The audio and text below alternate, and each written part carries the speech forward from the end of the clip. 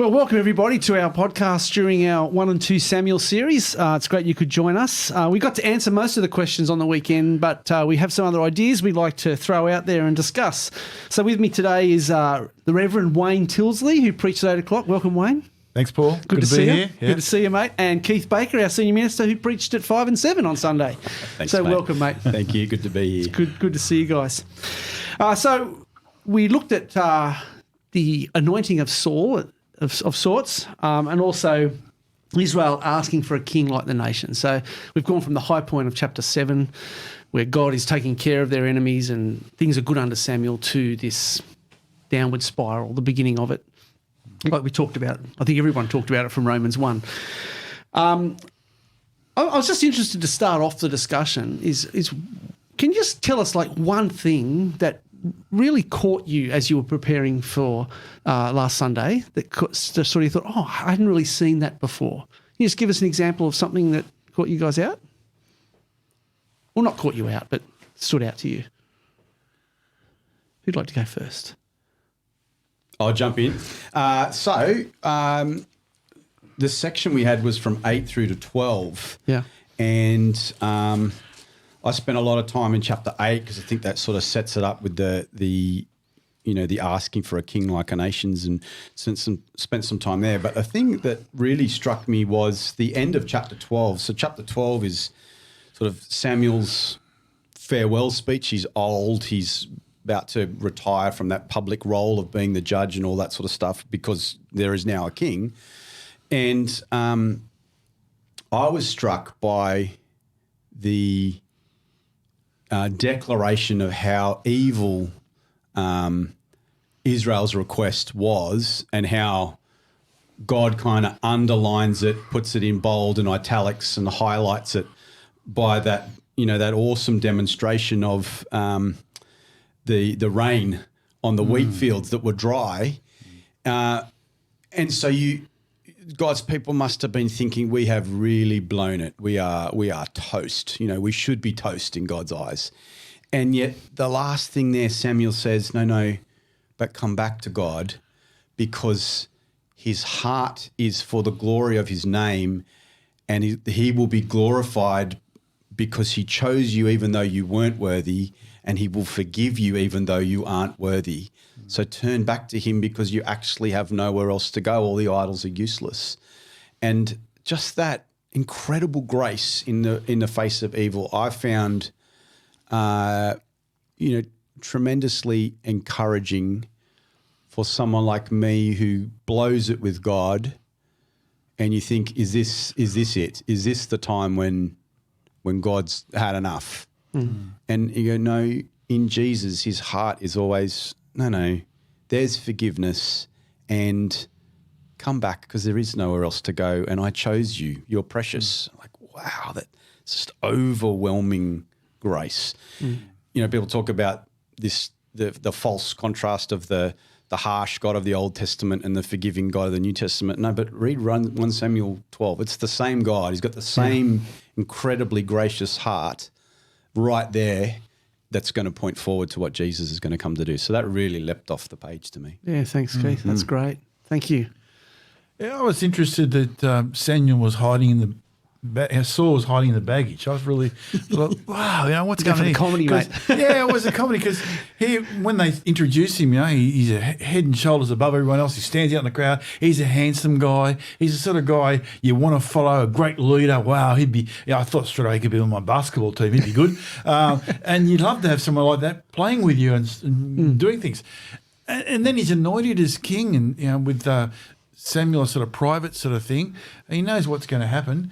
And then he's chosen, but he's not there, and they have to go and find him, and he's in the baggage. So he's obviously, what's going on? He was fearful. I couldn't understand, what's going on with him being fearful at this point.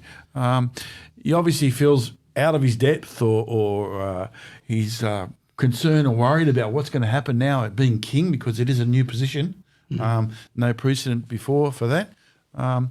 And it just reminded me sometimes how we, or I, can feel out of my depth when God opens up a ministry or provokes me to go and do something which I really don't want to do. And I feel I'm out of depth. I can't do that. And it's looking to yourself, which I think that's what Saul was looking to himself at that time rather than God. And that's not the sort of leader you want as a king. You want someone who's going to, when it's hard, going to look to God, rely on God more rather than shrink back and look to yourself and be scared. And it just made me think about how do I lead and how important it is just to keep looking to God when things are tough and going wrong, and not fall into the trap of just looking to myself and hiding, as he did, pulling away, really denying God the right and position of being in charge of my life and directing what I do. So, yeah, that hiding in the baggage spoke a lot to me that way. Yeah. Thanks, Wayne. That's really good. Do you think Saul hiding in the baggage is the narrator telling us that Saul wasn't suitcaseable to be king? Yeah, it's a nice one. Good one. There are no words. That works. My apologies to our listeners. Alex, our producer, is just shaking his head behind the desk over Will I there. edit this out? Yeah. Thanks, guys. Yeah. They're really great insights. And it's amazing when you're preparing to teach God's word how these things come out. I was fascinated by the fact that they were asking for a king like the nations, and then and God's response is, they haven't rejected you, Samuel, because Samuel's displeased. They've rejected me as their king. So God is making the point that why they're rejecting him. So I don't know if it's a total rejection of God, but that may be another discussion. But it's certainly God as their king, the one who would lead them. And the reason it sort of struck me was, if I go back to 1 Samuel 7, there's a sentence in in verse 14 of 1 Samuel 7 that says, "And there was peace between Israel and the Amorites." And this little line sort of struck me because we haven't heard about the Amorites before. We've heard about the Philistines and how much of a problem they are to Israel, but not the Amorites. It kind of came out of nowhere. And I wasn't sure what to do with it. And, people who are much smarter than me were sort of saying, isn't it nice that there was peace between Israel and the Amorites? But when I tied it together with Israel asking for a king like the nations, the Amorites are the nations around them or living amongst them, and rejecting God as their king. So are they taking on the king or even the gods of the Amorites? Because remember, as you guys said on the weekend, there's a generation difference, maybe 30 or 40 years. So we've gone through the whole wilderness thing again, that kind of generational change. And so if the Amorites are people that this new generation are mixing with, then that's what they're seeing. That's what they know. And I was wondering whether the influence of the Amorites, how much that had in the requests of the Israelites who went to Samuel. Because the other thing I have to draw into this is Deuteronomy 7, where God says when you enter the land, you need to take over and get rid of these nations. And Amorites were one of those nations that they were supposed to remove from the land that God was giving them, and they haven't. And here's evidence of it again, just before they asked for a king. And in Deuteronomy 17, they asked for a king, which is just after God has given this instruction through Moses to take over the land. So I'm just wondering what you think. I'm sort of out on a limb here because the commentators don't go there, about whether we could, I know it's speculative, but how much influence maybe the Amorites have had on the Israelites. And that's maybe part of our issue. How much are we syncretizing with the people around us and not considering what things we're thinking and the influence on us, which may have seeped in. Can I say seeped in to the people of Israel? I don't know. Yeah, well, that was the issue we looked at in the Judges series, wasn't it? Because you've got the same sort of issue there where the people of God just easily accommodate all of the worldviews of the nations around them.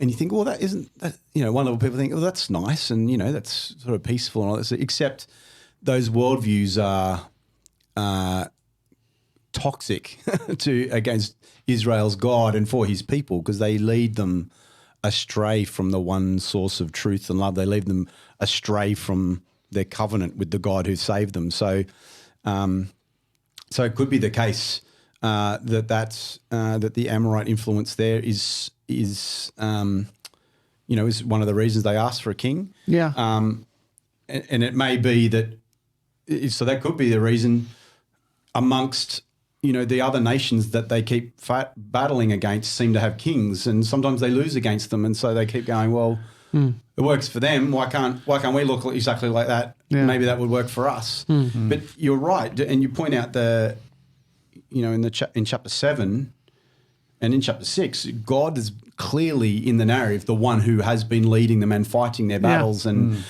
so it is then a complete rejection of saying of God being their leader, God being their king, God fighting their battles for them. They're saying, no, we want a king who looks like the other nations to fight our battles. So Yeah.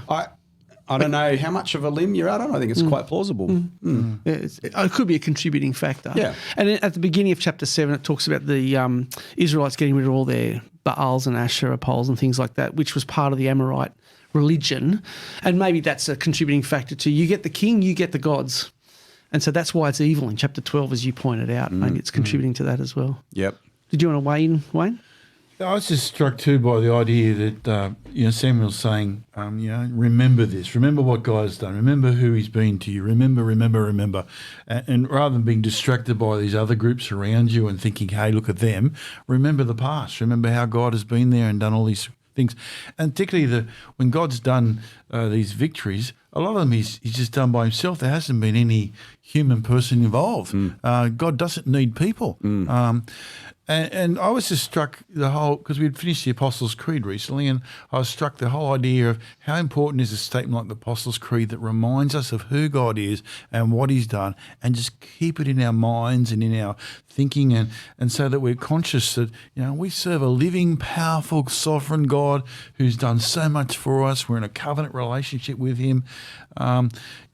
When I live in a world where all around me there's alternatives and things that can get my eye and say, hey, if you do this, you do that, you'll get this and that, and distract me from following Jesus. And I need those sort of reminders to say, no, I've got to keep focused. I can fall into the trap of the Israelites here and just be seeing something that maybe looks better, but it's not. So I think that one of the things came out of this to me is the importance of remembering and the importance of things like the Creed. Yeah, that's good. Yeah, and the point you made about the nature of the other nations around them, like we're tempted to think, just everybody has their way, and why can't everybody just have their way, and it's all nice. But you kind of get a glimpse of what the nations around are like in chapter 11 that was part of our session. You've got Nahash the Ammonite. Yeah. And God's people there say, let's make a treaty. He goes, yeah, sure, I'll make a treaty. Everyone gouge out their right eyes, so I utterly humiliate you and you're disabled for the rest of your life, and then we'll make a treaty. And now that's evil. That's horrific. And so that's the kind of culture and evil that's present in the people around them. Other nations have, participate in child sacrifice and those sorts of terrible, terrible things. And so that's why God doesn't want His people mixing with those other nations and their gods, because it leads to horrific kind of behaviour. Great. That's great. I just thought maybe we could go back to one of the questions that we had on the weekend just to flesh it out a bit more. And one of those questions was, do you think the Israelites recognised that it was God that fought and won their battles for them? Because you were talking about this a minute ago, Wayne. Or do you think they had trouble recognising it was God that had answered their prayers and not just coincidence or luck or their own efforts that made the difference? So do you think the Israelites recognised, first of all, or do you think they had trouble recognising that it was God that had answered their prayers? Well, how would you answer that? I think also got to remember that, it's only a couple of pages in the Bible here, but there's 20, 30, 40 years past. So like we said before, new generations coming through, some who weren't there when it happened and maybe now looking back saying, our ancestors did that, God didn't do it, or God wasn't as much.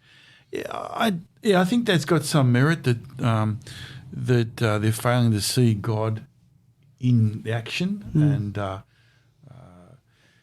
And, He's an awesome God, a powerful God, but they don't sort of see a warrior. Here He is physically doing it. But I do think the generations coming through have lost some of the remembrance, lost some of the perspective because of that.